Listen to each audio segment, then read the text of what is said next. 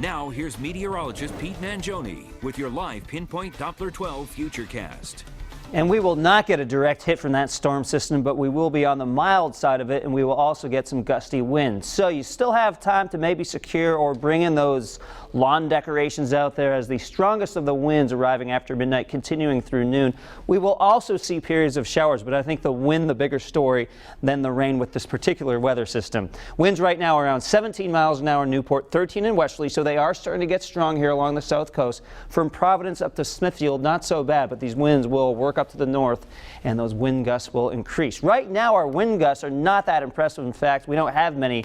When the wind gust does not exceed 15 miles an hour, it does not even show up here on this map. You can see 22 miles an hour right now in Newport, 24 in New Bedford, and 30 on Block Island.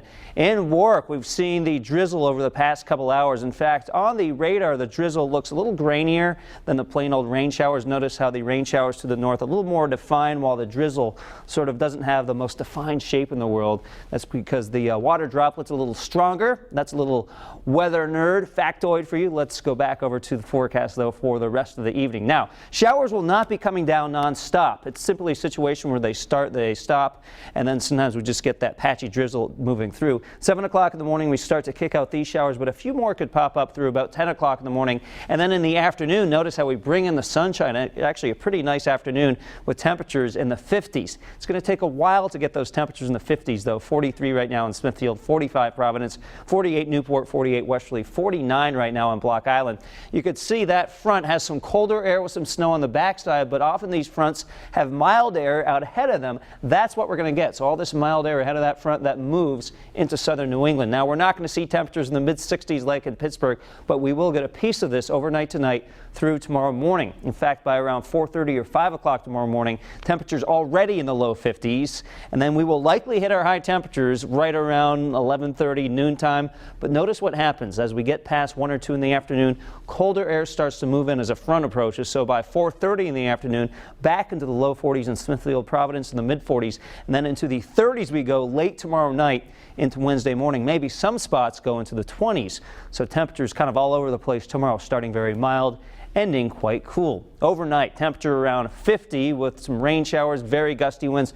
Winds 35 to 50 miles an hour for those gusts are possible. Especially strong they could be from about Little Compton points east out towards Cape Cod along coastal Massachusetts. So we'll have to be on the lookout for the potential of some power outages as well. In the meantime, Wednesday's a quiet day. 39 degrees, mostly sunny skies. Now, all eyes on Thursday because it's becoming more and more likely that a coastal storm will develop. Now, for a while, it looked like we weren't even sure if this would really form.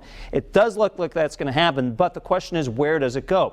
Right now, we have it in a place where it'd be a few inches of snow and then quickly over to rain with some significant snow just off to our north and west. However, should new data say that this shifts a little bit further to the south, that would put us on the snowier side of this, and that would lead to significant accumulations for our neck of the woods. If it shifts a little further to the north, that would put us on the rainier side, and we would be all rain. It's simply something we need to watch. Too early right now to issue a snowfall accumulation map, even though I know people love those, especially Kelly Sullivan. She's looking forward to using her snow shovel, she tells me.